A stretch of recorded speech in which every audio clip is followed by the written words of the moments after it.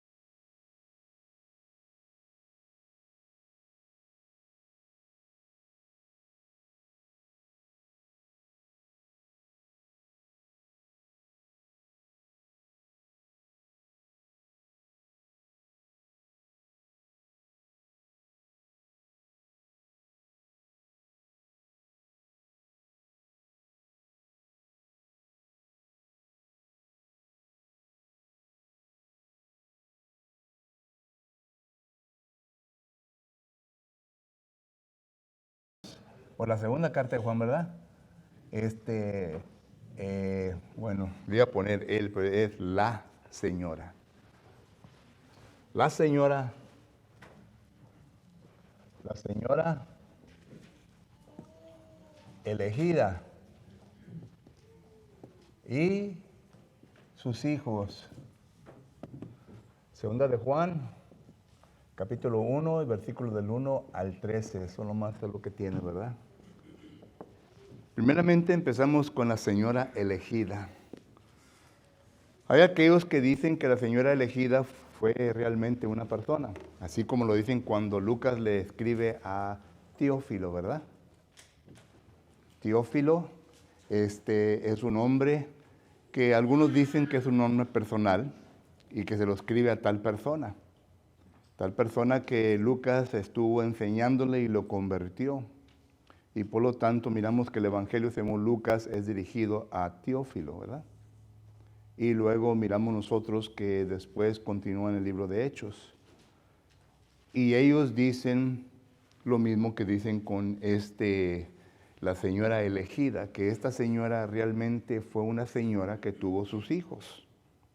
Bueno, es un punto de vista de poder ver nosotros este libro, ¿verdad? Que el apóstol Juan le está escribiendo a esta señora.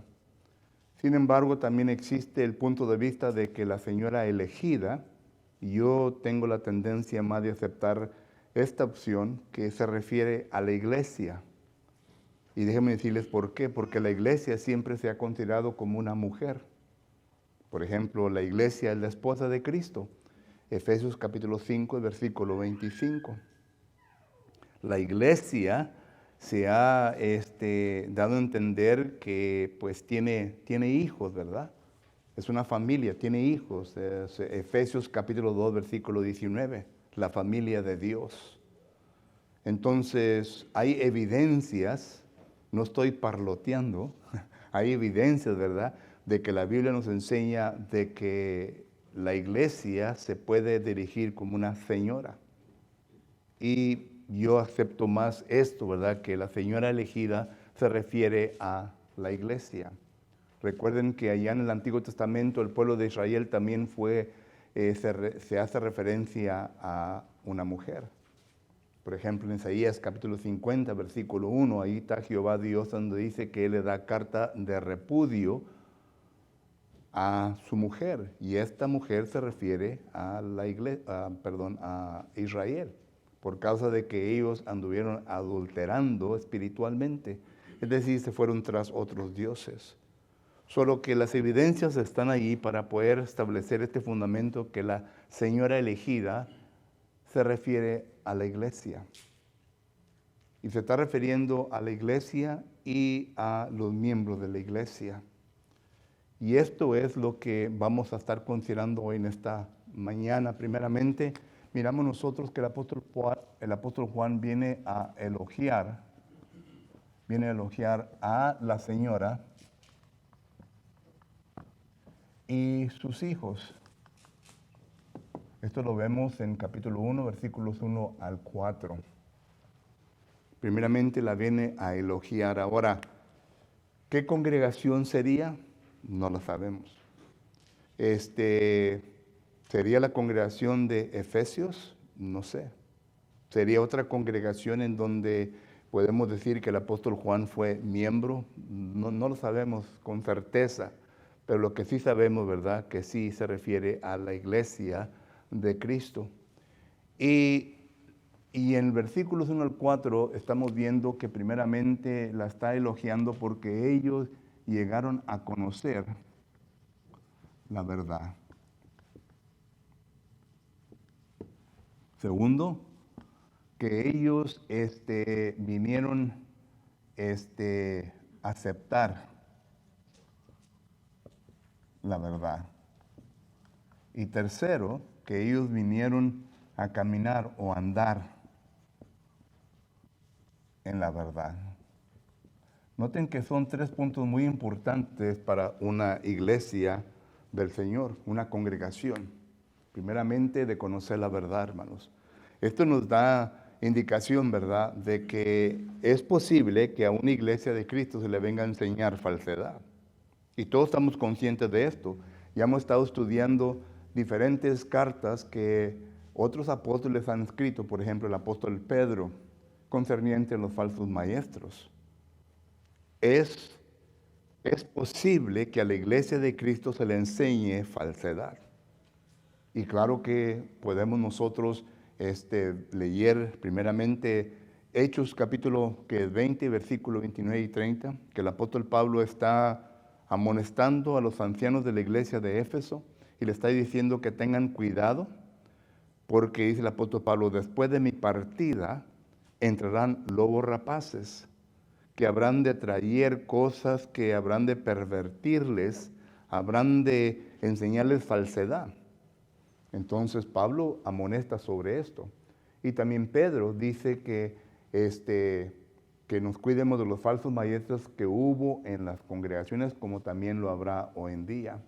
Solo que hay varios versículos que nos enseñan eso. Solo que tenemos que conocer la verdad, hermanos, para poder nosotros estar siempre conscientes de lo que se está enseñando del púlpito, de lo que se está enseñando de acá, de este lugar. Nosotros no somos personas que somos, no somos infinitos.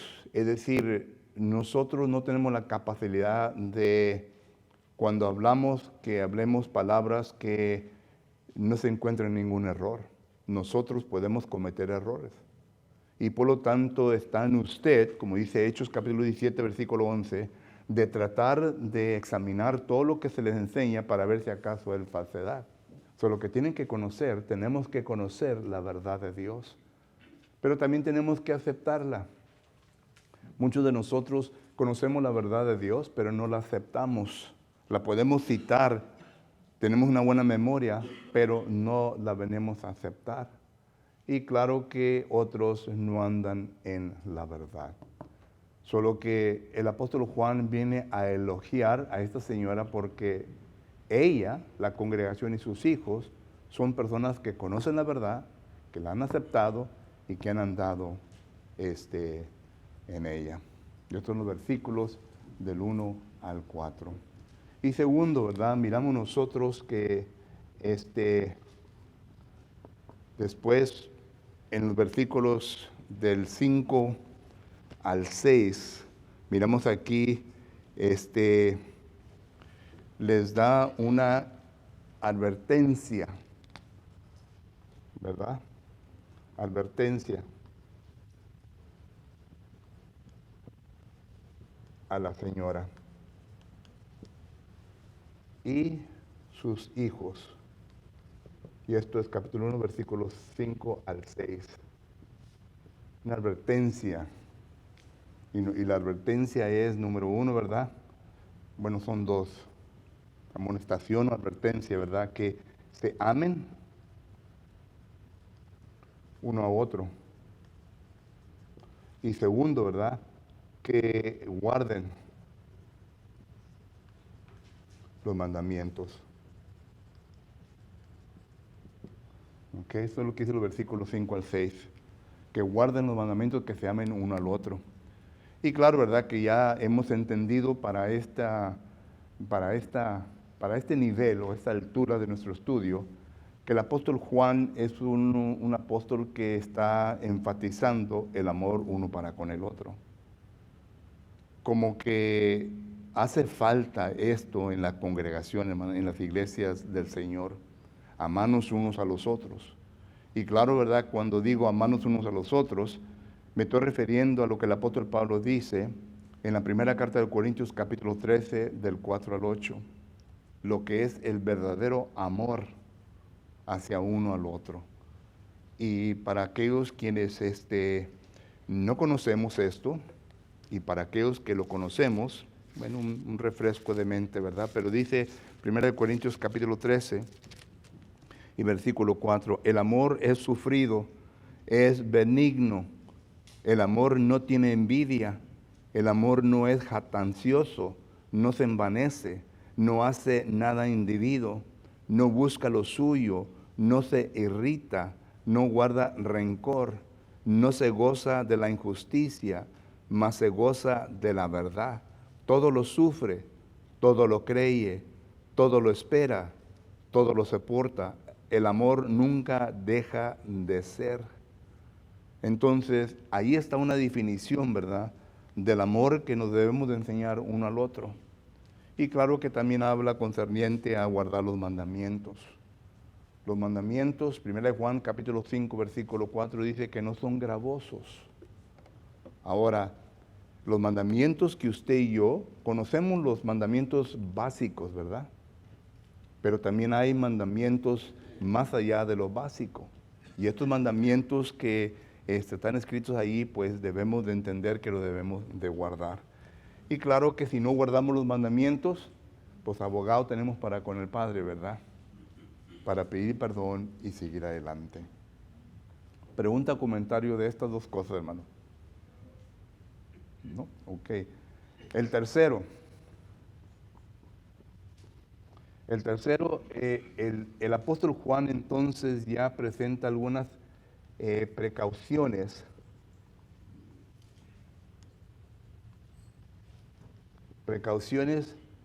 que debe de tomar, y aquí le pongo para que, precauciones que debe de tomar la señora y sus hijos. Número 1, la primera precaución que debe tomar es que Satanás está preparado y listo para destruir. Satanás está listo y preparado para destruir a la iglesia del Señor. ¿Y cómo lo ha hecho? Bueno, el versículo 7, parece que se lo memorizaron también de memoria, ¿verdad? Versículo 7 dice, porque muchos engañadores han salido por el mundo que no confiesan que Jesucristo ha venido en carne. Recuerde que hoy en día Satanás todavía existe, pero recuerde que Jesucristo vino para atar a Satanás. Esto claramente nos dice la Escritura en Marcos capítulo 3 y versículos 26 y 27. Dice que el hombre fuerte vino y entró en la casa de aquella persona y la vino a atar. Se está refiriendo, es una parábola, pero se está refiriendo a nuestro Señor Jesucristo.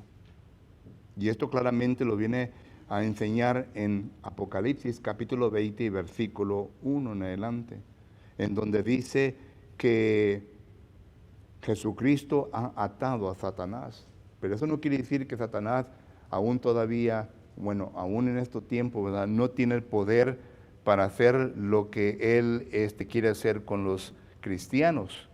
Porque 1 Pedro capítulo 5 versículo 8 dice que debemos de ser sobrios. Y debemos de entender que Satanás anda como león rugiente para devorar a quien al cristiano. Y recuerda también otro texto en Apocalipsis capítulo 12 versículo 17, dice que Satanás cuando fue arrojado hacia la tierra, se fue tras los hijos de Dios, es decir, aquellos que guardan los mandamientos de Dios. Entonces hay varios versículos que nos dan a entender que debemos de tener cuidado. Pero Satanás hoy en día no se le va a aparecer como está en las cartas de la Lotería Mexicana, ¿verdad? Una cola y un pie de vaca y un pie de gallino, como lo tiene ahí, ¿verdad? Colorado. No se le va a aparecer así. Sino que él ahora tiene sus ministros. Esto lo dice en la segunda carta de Corintios, capítulo 13. Y note lo que dice. Segunda carta de Corintios, capítulo 11. Y versículo, segunda carta de los Corintios, capítulo 11, empieza el versículo 13, dice, porque estos son falsos apóstoles, obreros fraudulentos, que se disfrazan como apóstoles de Cristo. Y no os maravilléis porque el mismo Satanás se disfrace como ángel de luz. Así que no es extraño, ponga atención, si también sus ministros, ¿de quién? Ministros de Satanás, se disfrazan como ministros de justicia, cuyo fin será conforme a sus obras. Por eso, hermanos, constantemente repito, usted no crea todo lo que se le dice concerniente a la palabra del Señor, sino que tiene que examinarlo. Primera de Juan capítulo 4, versículo 1 dice que debemos de probar a los espíritus para ver si acaso son de Cristo. Mucha gente, ¿verdad?, pone la queja de que no se debe de pelear con la palabra de Dios. Y nadie está peleando con la palabra de Dios.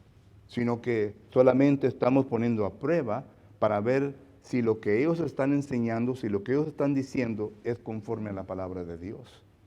Y muchas de las veces nos vamos a dar cuenta de lo que el falso maestro, la falsa persona enseña, no está conforme a la palabra de Dios, o si no es media verdad y no toda la verdad. Puede escoger un versículo, ¿verdad?, que le dé aprobación a lo que él está diciendo, pero ese versículo no habla en su totalidad concerniente a lo que ellos están enseñando. A ese concepto, ya lo hemos visto, se le llama un eisegesis. Es decir, uno pone su pensamiento, su opinión en el texto para que así la persona pueda ver. Y si acaso la persona es una persona ignorante de la palabra del Señor, pues la va a aceptar. Por lo que entonces la amonestación es de que tengan precaución, ¿verdad? Porque hay muchos que han salido enseñando de tal manera. Y hoy en día, hermanos, los tenemos. Y se ofenden cuando se les dicen de que no están enseñando la verdad. Y claro que muchas de las veces hay personas sinceras que han aceptado lo que se les ha enseñado, pero no han investigado a su profundidad para ver si acaso esas cosas son ciertas o no. Y nomás lo vuelven a repetir como el cotorro. Lo oyen, y luego lo repiten. Y entonces al repetirlo, ¿verdad? Y si hay una persona que les viene a desafiar para que ellos entonces puedan mantener versículos de la Biblia que enseñen lo que están diciendo, entonces ahí es donde viene el conflicto. Solo que uno tiene que tener cuidado con eso. Y Juan, el apóstol Juan, les dice a la señora y sus hijos, tengan cuidado porque han salido muchos en el mundo. Y en aquel tiempo, hermano, no había tanta religión como hay hoy en día. Hoy en día, según el libro de religión, dice que hay más de 4,000, more than 4,000 religious groups. Lo que se imagina usted, entonces, ¿qué es lo que usted como cristiano tiene delante de usted? Nosotros normalmente, ¿verdad? Entendemos que se ha dividido entre el católico y los protestantes. Es todo, se nos ha dicho, ¿verdad? El católico y el protestante. Es decir, el católico es la verdadera, es lo que se tiene que seguir. El protestante está en contra, por eso le ponen protestantes, porque están protestando en contra de la verdad. Esto no es la verdad. El catolicismo no es la verdad. La verdad es esta de aquí. Jesucristo dice, yo he traído la verdad y la gracia, Juan capítulo 1, versículo 17. Si Jesús ha traído la verdad, entonces vamos a leer lo que Él tiene que decir. ¿Y dónde lo leemos? En la Biblia. En la Biblia. Es donde vamos a ir a mirar todo lo que es concerniente a la verdad. No lo que dice un hombre, no lo que nos viene a decir un grupo de personas. Solo que uno tiene que tener cuidado con esto. Pero también se nos da a entender que uno debe tener cuidado de que de sí mismo. De sí mismo. Hace tiempo atrás traje un estudio sobre quién es el enemigo número uno de nosotros. Y somos nosotros, ¿verdad? Nosotros mismos. Uno piensa, bueno, es Satanás, pero uno mismo es el peor enemigo de sí mismo. Porque entre nosotros, Satanás puede usarnos, ¿verdad?, de diferentes maneras. Hoy en día, hermanos, se le conoce como la generación narcisismo. Es decir, una generación en donde solamente tiene el amor por sí mismo. Se preocupa por sí mismo, no de nadie más. ¿Verdad? Se le pregunta, ¿me puedes ayudar? Inmediatamente dice, bueno, what's in it for me? Está pidiendo ayuda, pero uno luego, bueno, ¿qué beneficio voy a recibir yo? Solo que uno se mira por sí mismo. Y aquí la palabra del Señor nos está enseñando, ¿verdad?, de que uno tiene que tener cuidado de sí mismo, que uno no venga a ser tropiezo a lo que Dios tiene, ¿me entiendes? Y los versículos para esto, hermanos, es el siguiente. Note lo que el apóstol Pablo le dice a Timoteo. 1 Timoteo capítulo 4, versículo 16. 1 Timoteo capítulo 4, versículo 16. El apóstol Pablo le dice, a Timoteo lo siguiente: ten cuidado de ti mismo. Ten cuidado de ti mismo. Ten cuidado de ti mismo. ¿Por qué? Porque Satanás te puede usar. Ten cuidado de ti mismo. Y hay otros versículos que nos enseñan también que debemos de cuidarnos nosotros mismos, solo que una precaución, el apóstol Juan a la iglesia y a sus hijos: cuídense porque hay falsos maestros. Cuídense ustedes también de sí mismos, que no vayan a caer en el engaño, que no vayan a pecar y envolver a otros en pecados. Pregunta o comentario de esto. Esto se encuentra en los versículos, capítulo 7, versículos del 7 al 11.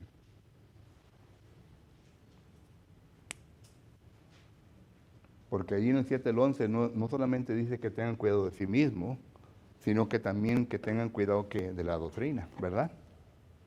El versículo 11. Dice el versículo 7: porque muchos engañosos han salido por el mundo que no confiesan que Jesucristo. Estoy leyendo 2 de Juan, capítulo 1, versículo 7. Han venido en carne, quien esto hace es el engañador y el anticristo. Y luego el versículo 8: mirar por vosotros mismos. Ahí es donde estamos, mirar por sí mismo. Mirar por vosotros mismos para que no perdáis el fruto de vuestro trabajo, sino que recibáis galardón completo. Y luego del 9 al 11 ya habla entonces de la doctrina.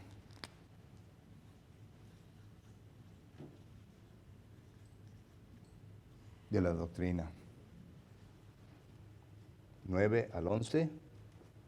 Aquí el 7, aquí el 8, ¿ok? Para que más mejor entiendan. Y la doctrina, hermanos, sabemos que es la que el Señor nos ha dejado. Este es la doctrina, el Nuevo Testamento. Lo que está escrito aquí es lo que usted y yo debemos de guardar, porque es la verdad que Jesucristo nos ha dejado.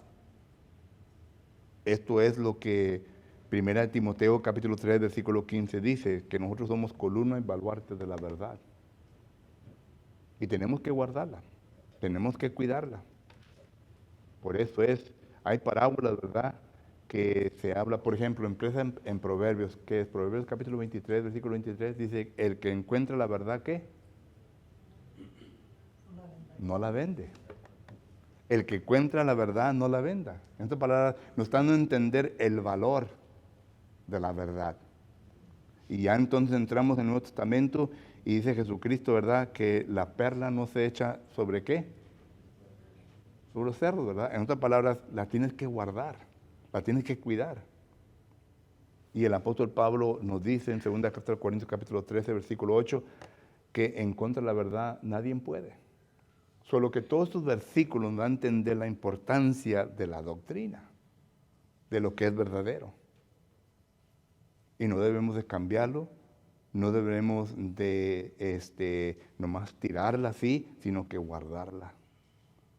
Es por esto que hay mucha responsabilidad sobre los ancianos para que ellos guarden lo que está sucediendo. Recuerden que ellos son los supervisores sobre la iglesia para que la verdad y la doctrina siempre se mantenga en pie.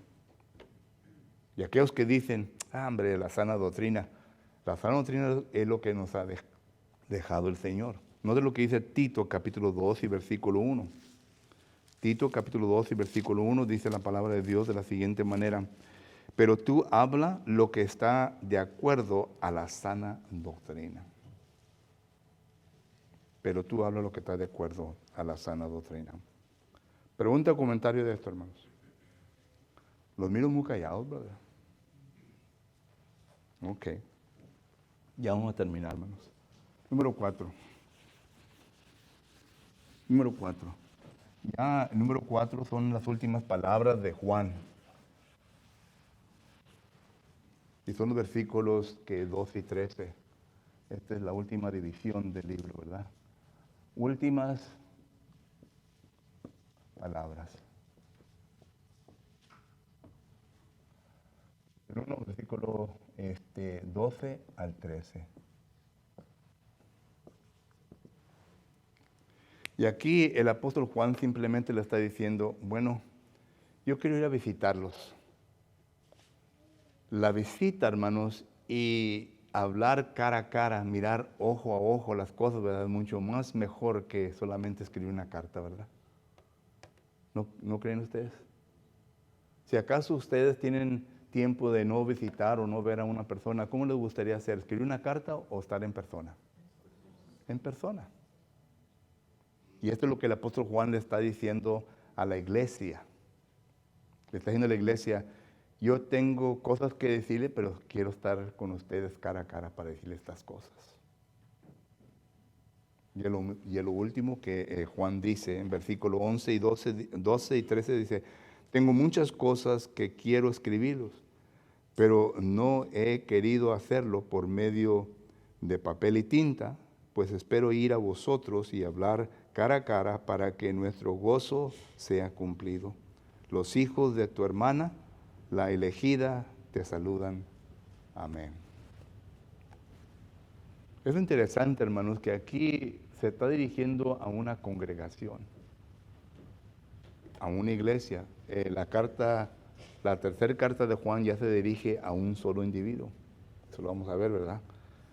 A Diótrefes y luego también está Demetrio. Pero miramos nosotros que se dirige a individuos. Y a la iglesia se le está diciendo varias cosas, ¿ok? A la iglesia, a la congregación. Para aquellos que dicen que la congregación es autónoma y debe de preocuparse únicamente por lo suyo mismo, nadie tiene el privilegio ni decirle, ¿verdad?, qué es lo que tiene que hacer. Una congregación con otra congregación no puede hacerse nada. Bueno, hay muchas cosas que ponen, pero aquí miramos nosotros una congregación dirigiéndose a otra congregación. El apóstol Juan dice, tu hermana es la congregación, dirigiéndose a esta congregación. Y claro, ¿verdad?, que se está hablando concerniente a hermanos que también son miembros y que también no actúan conforme a la doctrina o conforme a la verdad que está escrita en el Nuevo Testamento. Pregunta o comentario concerniente a esto. Hermano Arnoldo.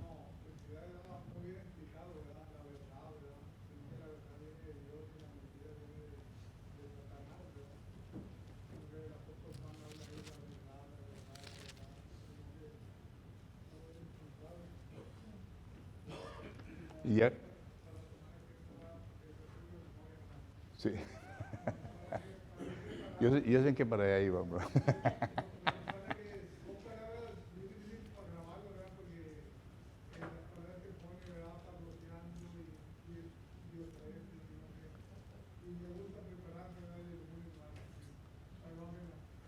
El versículo de memoria para la próxima semana va a ser Apocalipsis 1:8. Ya vamos a entrar al libro de Apocalipsis, o lo que ya Apocalipsis 1:8. Pero, ¿alguien más? Hermano Mike. 1:8. The book of Revelation, chapter 1 and verse 8. Revelation, chapter 1 and verse 8. Porque ya terminando con la tercera carta de Juan, entramos al libro de Apocalipsis. Y me voy a llevar 2 domingos en la introducción, hermano, porque hay mucho que ver en la introducción del libro de Apocalipsis. ¿Alguien más? Muy bien, entonces terminamos hoy la clase en esta mañana. Vamos a tomar un pequeño receso y luego ya nos preparamos para nuestro culto en esta mañana. Para ustedes que nos están escuchando por medio de Facebook, gracias. Y vamos a tomar un receso y luego entramos a nuestra segunda hora de estudio. Gracias.